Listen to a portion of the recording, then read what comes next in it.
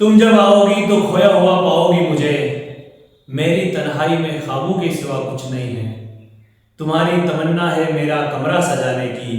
मेरे कमरे में किताबों के सिवा कुछ नहीं है। नमस्कार साथियों, ड्रीमर्स एकेडमी के इस नए प्रयास में आप सभी का हार्दिक स्वागत, अभिनंदन। उम्मीद है आप सभी की पढ़ाई काफी अच्छी चल रही होगी।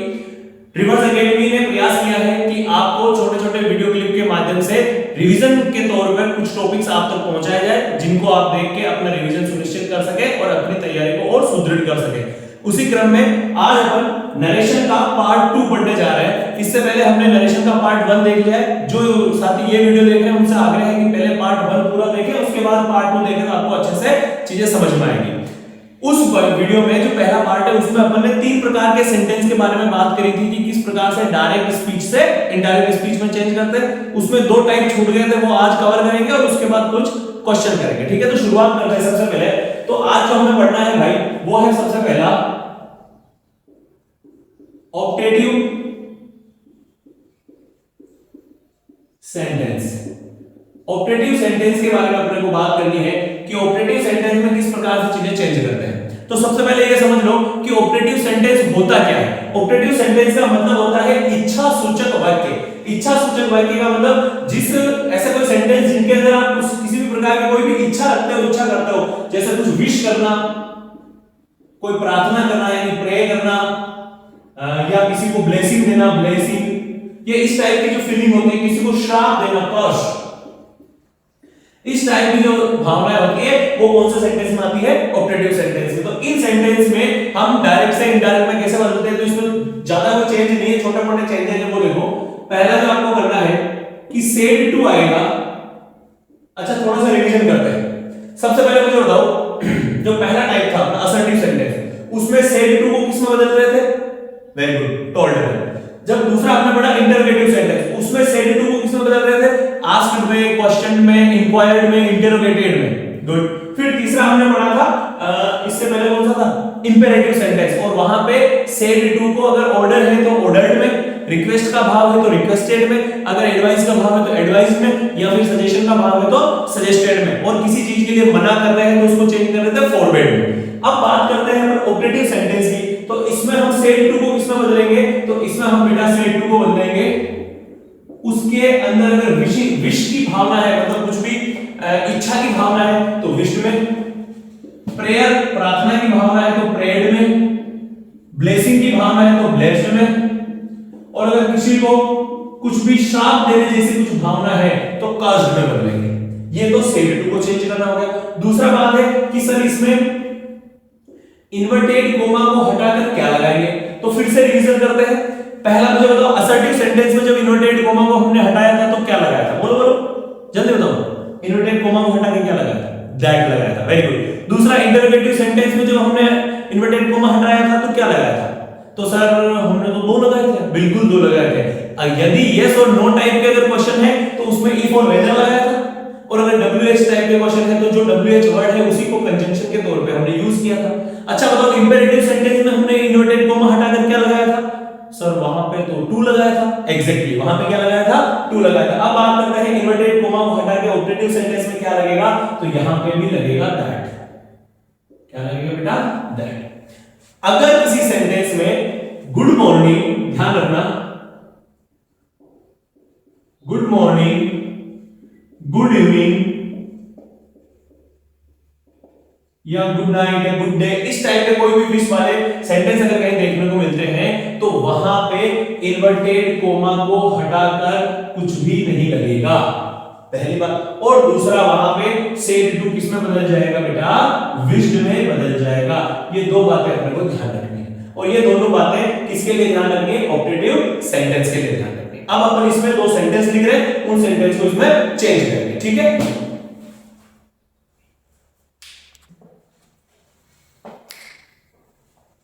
ओके। अब अपन बात करते हैं सेंटेंस को चेंज करते हैं डायरेक्ट से इनडायरेक्ट स्पीच में। He said to the teacher good morning, उसने टीचर को कहा गुड मॉर्निंग, तो ये विश किया, तो यहां पे सीधा सीधा ही सेड टू किसमें बदल जाएगा?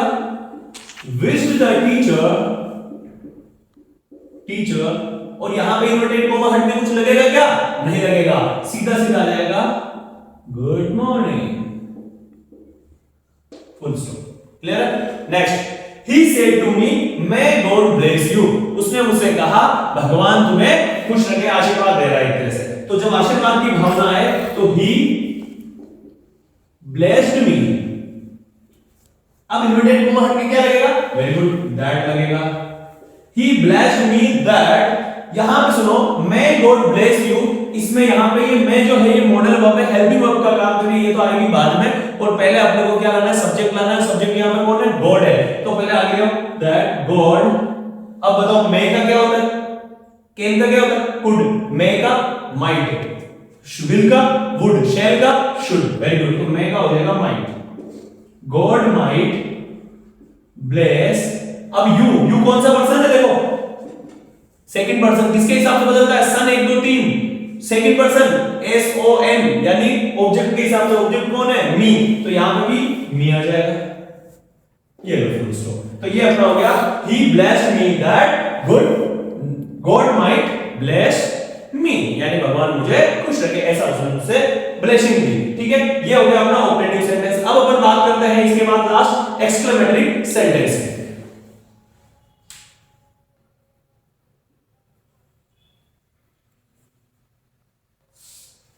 चलिए अब अपन बात करते हैं एक्सक्लेमेटरी सेंटेंस की। एक्सक्लेमेटरी सेंटेंस होते क्या है पहले वो समझो। एक्सक्लेमेटरी सेंटेंस का मतलब ऐसे सेंटेंस जिनके अंदर सडन फीलिंग नजर आती है।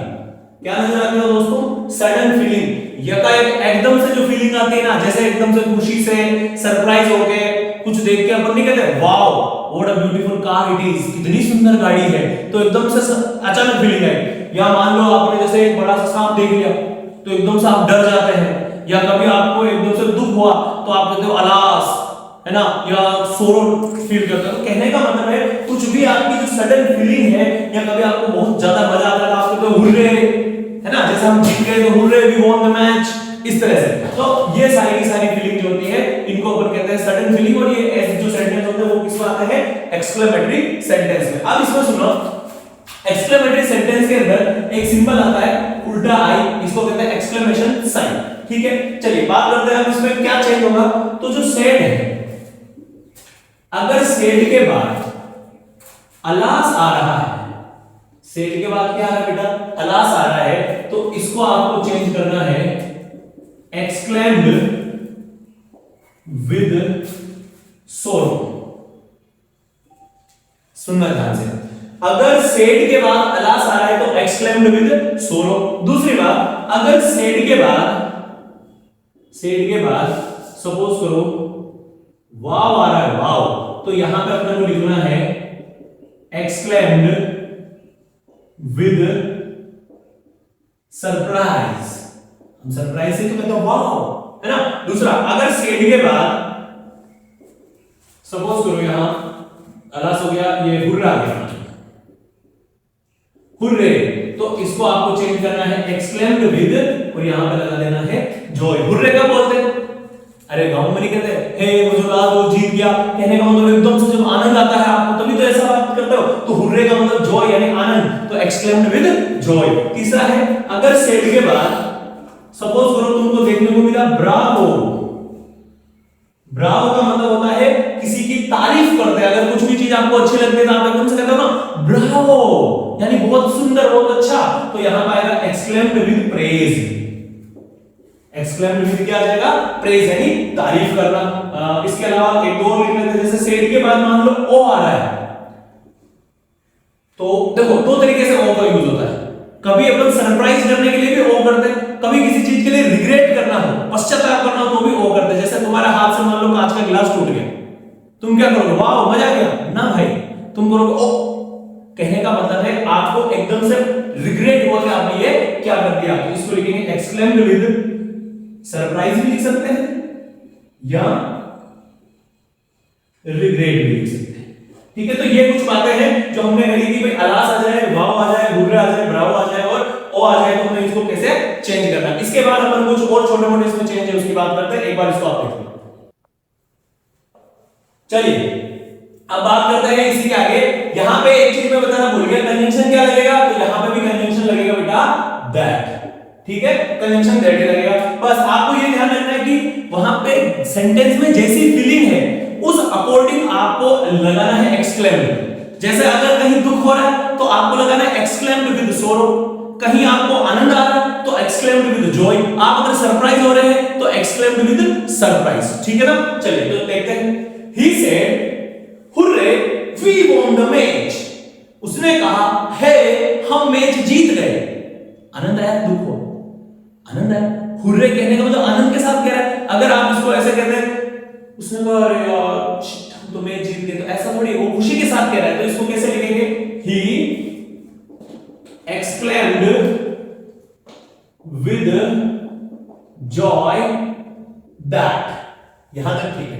अच्छा सर, टेंस और प्रोनाउन कैसे चेंज होंगे? आप तो बार बार बता ही नहीं रहे हो। टेंस एंड प्रोनाउन, बेटा टेंस और प्रोनाउन जो मैंने शुरुआत में तुमको बताए थे पहले बार में, वो का वो सब में नियम लगेगा, इसीलिए मैं बार बार तुमको बता नहीं रहा हूं। सेम रूल लगेगा टेंस और प्रोनाउन में, ठीक है। तो ही exclaimed with joy that, उसने बड़ी खुशी से कहा we won the match। अब यहां पर देखो वी क्या है, बोलो बोलो बोलो, वी है फर्स्ट पर्सन। फर्स्ट पर्सन किसके हिसाब से चेंज होगा?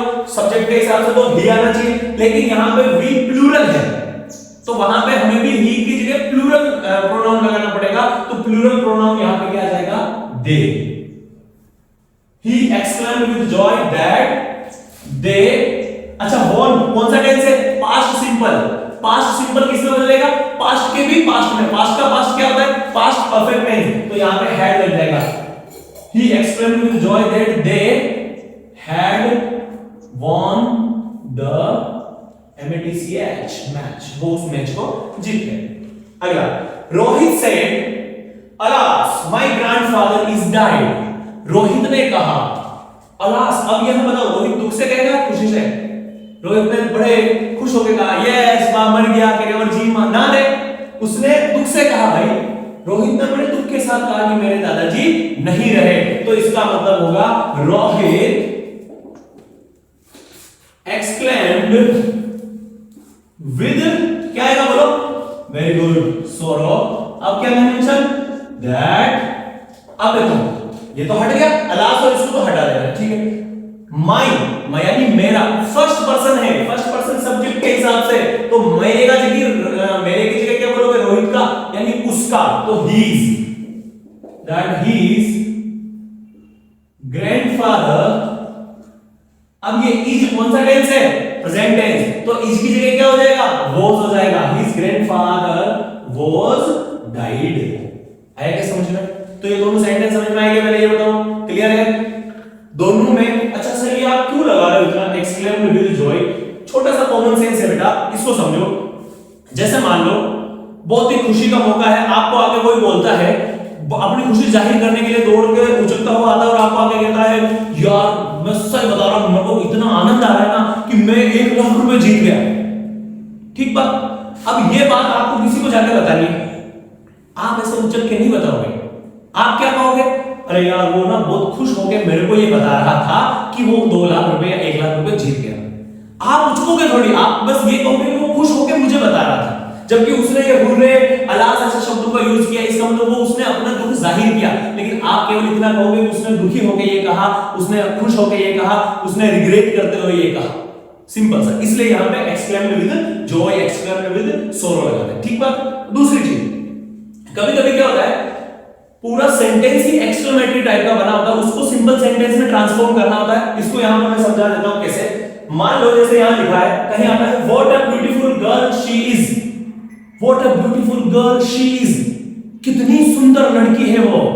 आप यहां पे प्रश्न नहीं पूछ रहे, आप ये कह रहे हो कितनी सुंदर है, मतलब ये कहना चाह रहे हो कि बहुत सुंदर है। जैसे कभी कोई आपको शायरी सुनाता है और शायरी सुना के एकदम से आपको मजा आ जाए, तो आप क्या कहते हो? क्या बात है। आप उसको ये थोड़ी कहते हो क्या बात है, आप ये कह रहे हो क्या बात है, मतलब बहुत अच्छी बात है। समझ गए? तो इसको आपको सिंपल पॉजिटिव सेंटेंस में कैसे बदलना है देखना। जैसा है what a beautiful girl she is, तो ये कहना चाह रहे हैं कि कितनी सुंदर है, मतलब बहुत सुंदर है। तो इसको ऐसे चेंज करना है, she is very beautiful girl.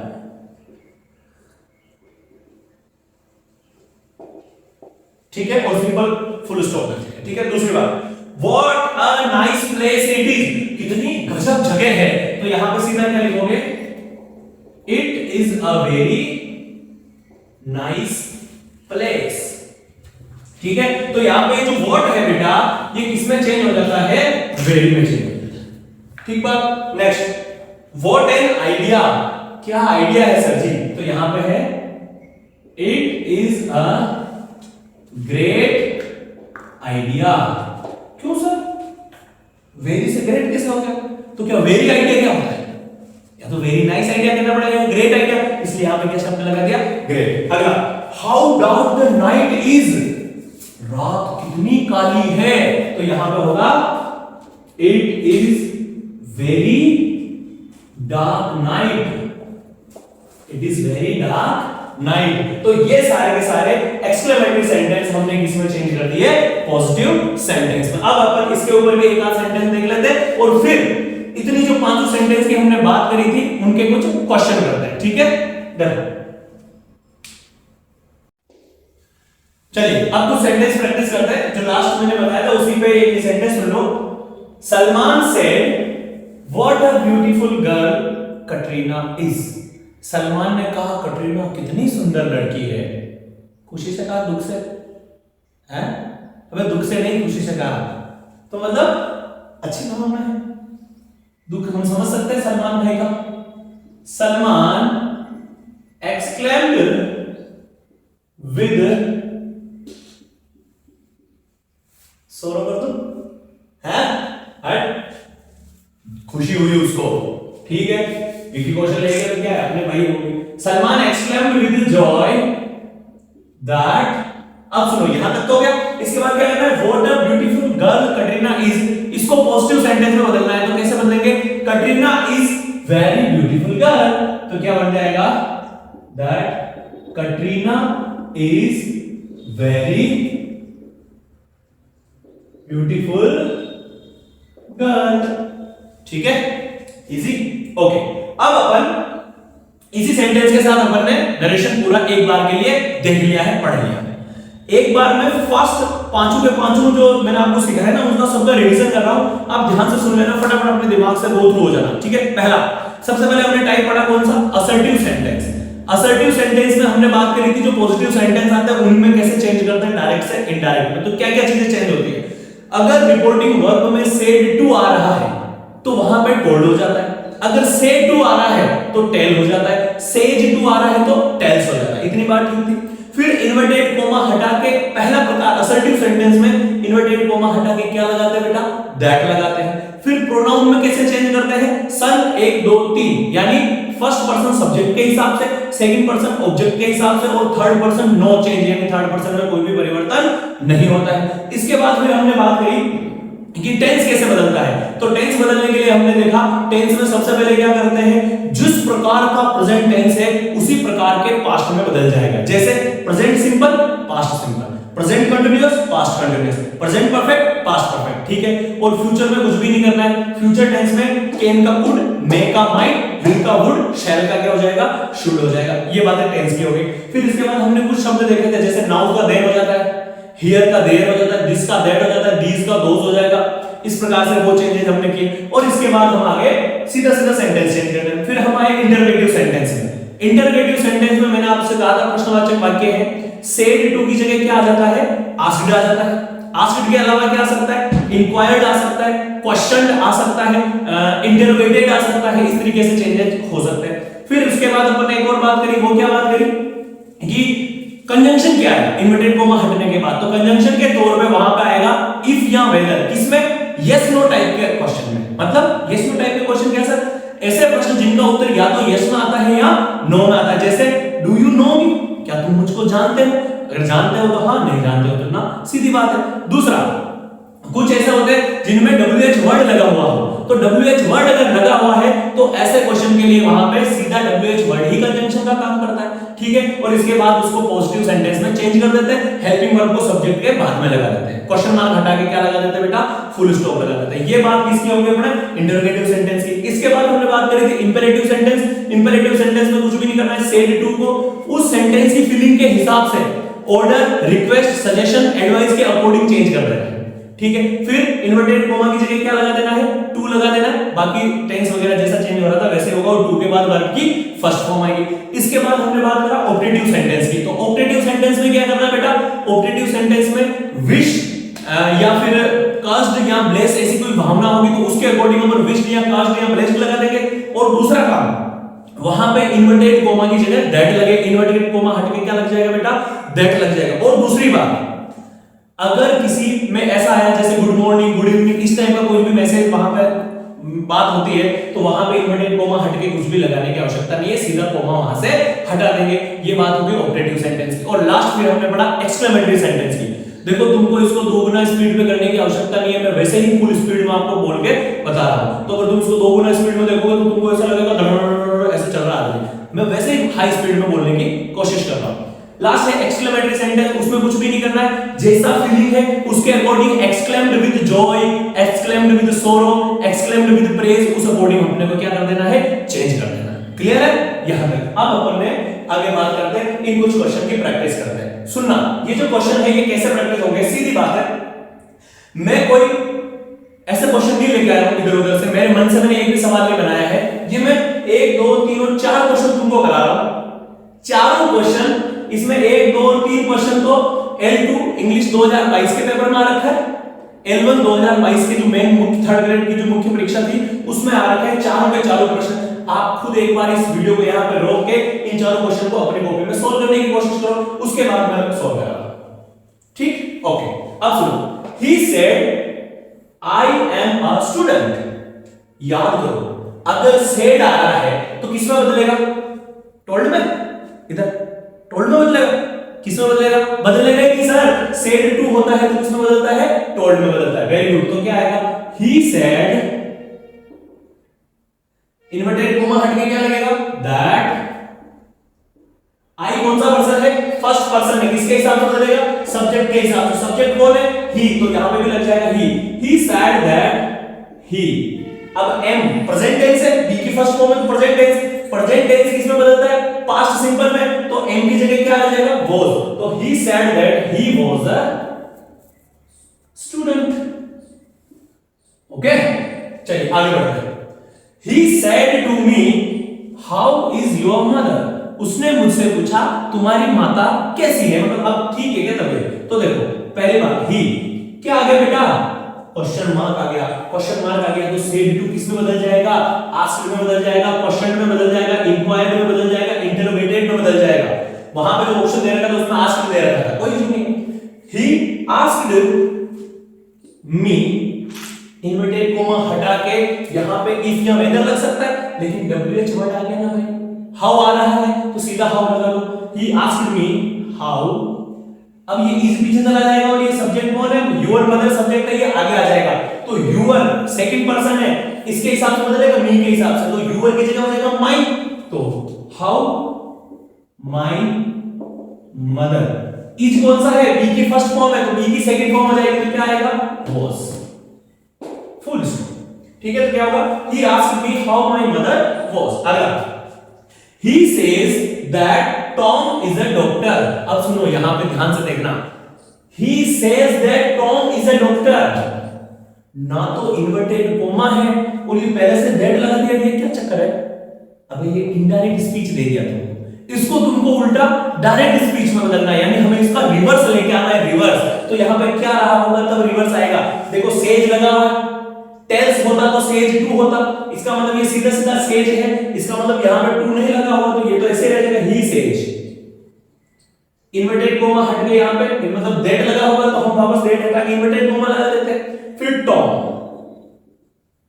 अब यहां देखो, यहां पे प्रेजेंट अगर पास्ट सिंपल होता तो रिवर्स आते तो क्या लगा देते, प्रेजेंट सिंपल लगा देते, और यहां तो प्रेजेंट सिंपल है, अब रिवर्स कहां जाए, इससे पीछे रिवर्स नहीं जा सकते, घाटा पड़ जाएंगे। तो क्या करें, अरे बालकों यहां पे सेज लग रहा है, मैंने कहा था अगर रिपोर्टिंग वर्ब प्रेजेंट या फ्यूचर टेंस में हो तो रिपोर्टेड स्पीच के टेंस में कोई भी चेंजेस नहीं होता है। यहां सेज था इसलिए ये इज का इज ही रहा, इसका मतलब यहां पे भी क्या आएगा, इज आएगा, और आगे आएगा a doctor.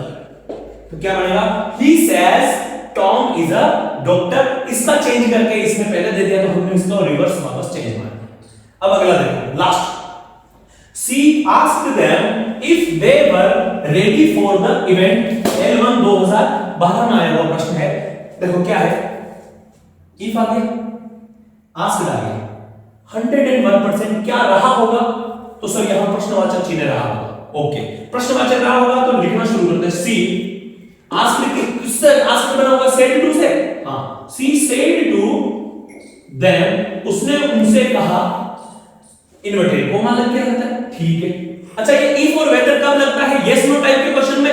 Yes no type के क्वेश्चन में क्या होता है, हेल्पिंग वर्ब आगे आ जाती है। हेल्पिंग वर्ब यहां पे है वर्ब, मतलब पास्ट सिंपल टेंस। इसका मतलब चेंज हुआ होगा तो किससे हुआ होगा, प्रेजेंट सिंपल से बना होगा। तो हमें यहां पे प्रेजेंट सिंपल लगाना है। प्रेजेंट सिंपल में इज एम आर लगेगा बी की फॉर्म, तो यहां पे दे है तो दे के लिए लगेगा आर, तो आगे आ जाएगा are they ready for the event question mark और यहां पे इन्वर्टेड कॉमा।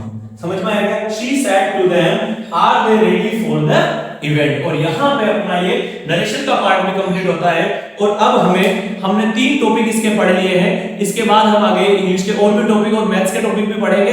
अगर आपको ये वीडियोस अच्छे लग रहे हैं, ये श्रृंखला अच्छी लग रही है, तो आप इनको ज्यादा से ज्यादा लोगों तक शेयर कीजिए और अपने दोस्तों को भी बताइए कि हमारे साथ जुड़ के अपनी तैयारी को और धार वो दे सकते हैं। बहुत बहुत धन्यवाद।